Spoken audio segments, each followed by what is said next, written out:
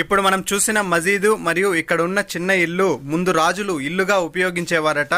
కాకపోతే ఇక్కడ ఒక స్వరంగ మార్గం కూడా ఉంది. ఈ మార్గం ద్వారానే ముందు రాజులు ఈ పెన్నా నదిలోకి వెళ్ళి స్నానం చేసి మళ్ళీ వచ్చేవారట. ఆ సొరంగ మార్గాన్ని ఇప్పుడు నేను ఈ వీడియోలో చూపిస్తున్నాను. ఇది ప్రస్తుతం లాక్ చేసి అయితే ఉంది, ఎందుకంటే పక్కన ఉన్న నది ఎక్కువ వాటర్ వెళ్తూ ఉన్నాయి ఆ నదిలో, అందుకని జాగ్రత్త నిమిత్తం ఇది లాక్ చేశారు. ఇక్కడ చూడండి స్టెప్స్ కూడా ఉన్నాయి. ఈ మార్గం ద్వారా ముందు రాజులు వెళ్ళి స్నానం చేసేవారు, తిరిగి వచ్చేవారట. కాకపోతే ఇక్కడ పక్కనే చిన్న దారి కూడా ఉంది. ఇక్కడ నుంచి మనం చూస్తే పెన్నా అనేది అయితే మనకు మొత్తం కనిపిస్తుంది ఫ్రెండ్స్. ఇప్పుడు నేను మీకు అది చూపిస్తాను.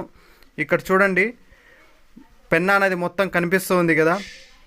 ఇప్పుడు మనం దాదాపు ఒక 40-50 అడుగుల ఎత్తు నుంచి అయితే ఈ వీడియోని తీస్తున్నాము.